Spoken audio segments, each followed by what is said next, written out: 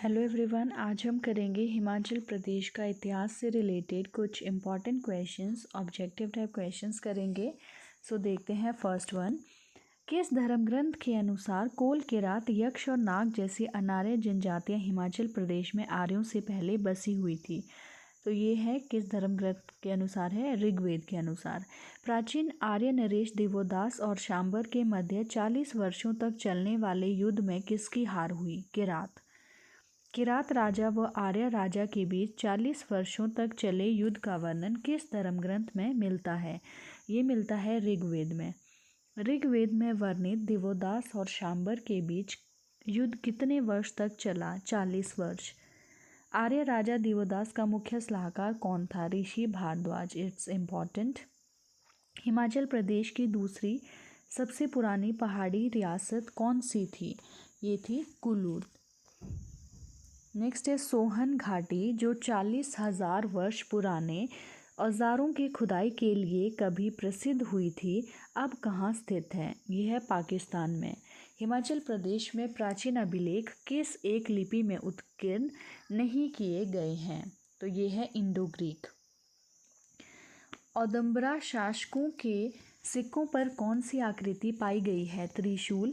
ऋग्वेद में वर्णित 10 राग का क्या अर्थ है? 10 आर्य राजाओं में भीषण युद्ध। महाभारत के अनुसार महाभारत के युद्ध में कौरव पक्ष की ओर से लड़ने वाले राजा सुशर्मा हिमाचल प्रदेश के एक महत्वपूर्ण राजवंश का संस्थापक माना जाता है। यह राजवंश किस नाम से अभिज्ञात है? यह है कटोच। महाभारत के युद्ध में कांगड़ा के किस कटोच वंशीय राजा ने कौरवों की ओर से युद्ध में भाग लिया था? सुशर्मा चंद।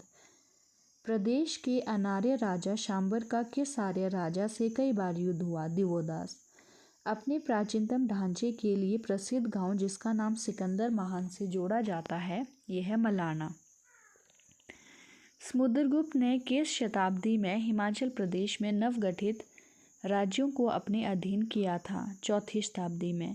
सिकंदर ने किस वर्ष व्यास नदी के तट पर जो है कदम रखा था? ये रखा था 326 BC। एक प्रसिद्ध लेखक ने पर्वतीय क्षेत्र में खस गणराजाओं और मैदानी क्षेत्रों के आर्य राजतंत्रों के बीच संपर्क को अपनी पुस्तकों में वर्णन किया है, पाणिनि।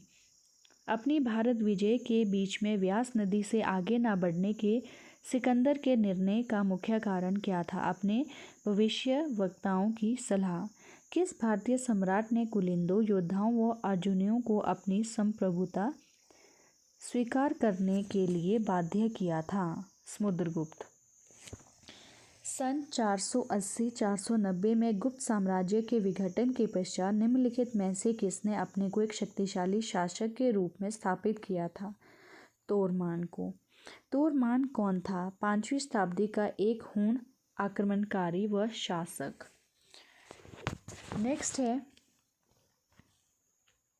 महमूद गजनवी के द्वारा कांगड़ा का किला सन डैश में हथियाया गया और लूटा गया।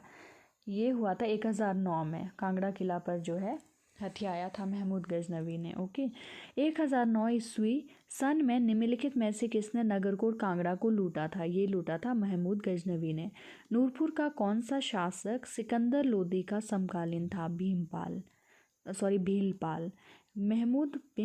मोहम्मद बिन तुगलक ने कांगड़ा दुर्ग को कब जीता? 1337 में। मोहम्मद गजनवी की सेना ने कांगड़ा के कौन से मंदिर को नष्ट किया? ब्रजेश्वरी। 1337 ईस्वी में किस मुस्लिम शासक ने कांगड़ा किले पर कब्जा किया था?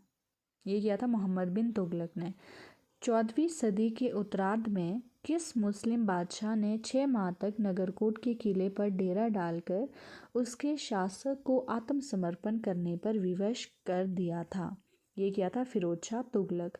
शाहिया राजवंश के हिंदू राजा जयपाल को गजनवी के शासक कुतुबुद्दीन के साथ एक अपमानजनक संधि करने के लिए क्यों बाध्य होना पड़ा? बर्फीले तूफान के कारण। वे संस्कृत पुस्तकें जिनका फिरोज शाह तुगलक की आज्ञा से फारसी में अनुवाद किया गया था, निम्नलिखित में से किस मंदिर में रखी गई थी? ज्वालामुखी। तैमूरलंग ने किस वर्ष कांगड़ा नगरकोट पर आक्रमण किया? ये किया था 1398 में। किस चमत्कार ने मुगल सम्राट अकबर को जमलू से शाही महसूल के रूप में वसूल किए गए स्वर्ण सिक्के को लौटाने हेतु विवश कर दिया। आगरा शहर का बर्फबारी से ढकना। किस रियासत के शासक ने मुगल सम्राट जहांगीर के कांगड़ा का किला हस्तगत करने में मदद की? नूरपुर। शाहजहां ने 1645 ईस्वी में नूरपुर रियासत के किस नरेश को बलख के उज्बेकों को नियंत्रित करने के लिए भेजा? जगत सिंह। दारा शिकोह की पत्नी ने किस रियासत के राजा को अपने बेटे की तरह माना? नूरपुर। मुगल सम्राट अकबर ने जागीर के रूप में कांगड़ा किसे प्रदान किया था? किसको प्रदान किया था? बीरबल को। जिस मुगल सेना ने 1620 ईस्वी में कांगड़ा किले को अपने अधीन किया था उसका गवर्नर किसे नियुक्त किया गया था? नवाब अली खान। कांगड़ा के शासक जयचंद को किस मुगल बादशाह ने कैद कर लिया था? अकबर। हिमाचल प्रदेश के किस राजा को औरंगजेब ने छत्रपति का खिताब दिया था? केहरी सिंह। नगरकोट के किले के भीतर किस मुस्लिम शासक ने मस्जिद का निर्माण करवाया था? जहांगीर। मुगल साम्राज्य के विघटन के बाद किस शासक ने अपने राज्य का विस्तार किया? राजा घमंडचंद। नेक्स्ट है, निम्नलिखित में से किस नगर में जहांगीर ने किले के अंदर मस्जिद बनवाई? तो ये बनवाई थी नगरकोट। मुगल साम्राज्य के पतन और पंजाब पर अफगानों की 1752 में पकड़ के बाद पहाड़ी रियासतों पर किसकी सर्वश्रेष्ठता कब्जा स्थापित हुई? अहमद शाह दुर्रानी। शाहजहां ने किस वर्ष नूरपुर के राजा जगत सिंह पठानिया को कांगड़ा का फौजदार नियुक्त किया? तो ये किया था 1640 में। किस रियासत की समृद्धि और खुशहाली के लिए गुरु गोविंद सिंह ने 18 दिनों तक अखंड कीर्तन किया? मंडी। दत्तारपुर रियासत किस वर्ष महाराजा रणजीत सिंह के अधीन आई? ये आई थी 1809 AD। किस मुख्य मांग की वजह से महाराजा रणजीत सिंह और कांगड़ा के राजा अनिरुद्ध चंद के बीच संबंधों में कड़वाहट पैदा हो गई? तो ये हुई थी अनिरुद्ध चंद की बहन का विवाह ध्यान सिंह के पुत्र से करने की मांग। राजा संसार चंद ने कांगड़ा किला और 66 गांवों को महाराजा रंजीत सिंह को क्यों सौंप दिया? गोरखों को हराने में समय पर मदद करने के बदले में। किस वर्ष सिख जनरल जोरावर सिंह ने अपने सिख राज्य में लाहौल स्पीति के क्षेत्र को मिला दिया? 1842 में। गोरखों को पराजित करने के बाद महाराजा रणजीत सिंह के नियुक्त किए कांगड़ा हिल के प्रथम नाजिम या राज्यपाल कौन थे? ये थे देसा सिंह मजीठिया। नेक्स्ट है, महाराजा रणजीत सिंह द्वारा किसे पहाड़ी राज्यों का नाजिम नियुक्त किया गया? देसा सिंह मजीठिया को। किसने राजा घमंडचंद को अपने साम्राज्य को आगे विस्तार करने से रोका? जसा सिंह। हिमाचल। निम्नलिखित में से किसने राजा संसार चंद और जयसिंह रामगढ़िया के बीच कांगड़ा के किले पर स्वामित्व के विवाद को सुलझाने के लिए मध्यस्थता की? महाराजा रणजीत सिंह। नेक्स्ट है, सन 1770 में किसने राजा घमंडचंद को नजराना देने पर विवश कर दिया? जसा सिंह ने। पौंटा साहिब के समीप बंगानी साहिब की लड़ाई गुरु गोविंद सिंह और डैश के राजा के बीच हुई? तो ये हुई थी बिलासपुर के राजा के बीच, गुरु गोविंद सिंह और बिलासपुर के राजा। 19वीं सदी के प्रारंभ में अनेक पहाड़ी रियासतों पर आक्रमण करने वाली गोरखा सेना का नेतृत्व किसने किया? अमर सिंह थापा ने। कौन सी संधि शिमला की पहाड़ी रियासतों के राजनीतिक पटल से गोरखों की रवानगी और अंग्रेजों के आगमन का संकेत देती है? ये है संगौली की संधि। ईस्वी सन 1805 में हमीरपुर के पास कांगड़ा संसार चंद को किस गोरखा नेता ने हराया? अमर सिंह थापा ने। सन 1805 में अमर सिंह थापा ने संसार चंद को किस स्थान पर हराया? महल मोरिया। किस गोरखा कमांडर ने 1805 में कांगड़ा पर आक्रमण किया? अमर सिंह थापा। कांगड़ा से गोरखों को निष्कासित करने के लिए राजा संसार चंद को बाहरी सहायता लेनी पड़ी थी। यह संकटकालीन सहायता किसने प्रदान की? महाराजा रणजीत सिंह ने। सन 1815 में संगौली की संधि पर किन दो पक्षों ने हस्ताक्षर किए थे? गोरखा व अंग्रेज ने। 19वीं शताब्दी के पहले दशक में हिमाचल प्रदेश पर आक्रमण करने वाले गोरखा ट्रूप दल का कमांडर कौन था? अमर सिंह थापा। महल मोरिया नामक ऐतिहासिक स्थल जहां राजा संसार चंद एवं गोरखा के बीच युद्ध हुआ था कहाँ स्थित है? हमीरपुर। 1815 में हस्ताक्षरित संगौली की संधि का क्या परिणाम हुआ?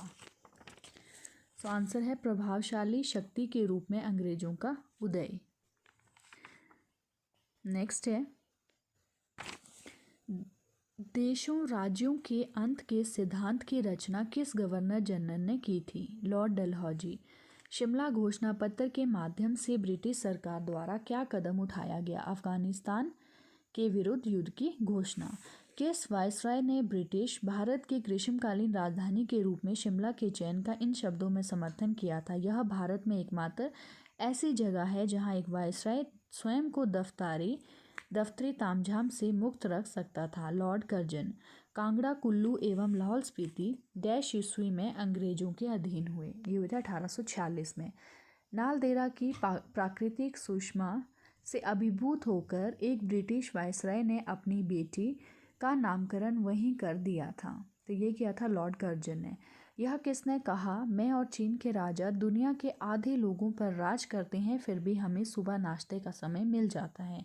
तो ये कहा था लॉर्ड एमर्स ने। नेक्स्ट है, कोटखाई को किस वर्ष ब्रिटिश साम्राज्य में मिलाया गया? 1846 में। सन 1815 की संगौली की संधि पर किन दो पक्षों ने हस्ताक्षर किए थे? गोरखा व अंग्रेज ने। गोरखा तथा अंग्रेज। यूरोपीय यात्री मूरक्राफ्ट ने हिमाचल प्रदेश का भ्रमण कब किया था? ये किया था 1820-22 में।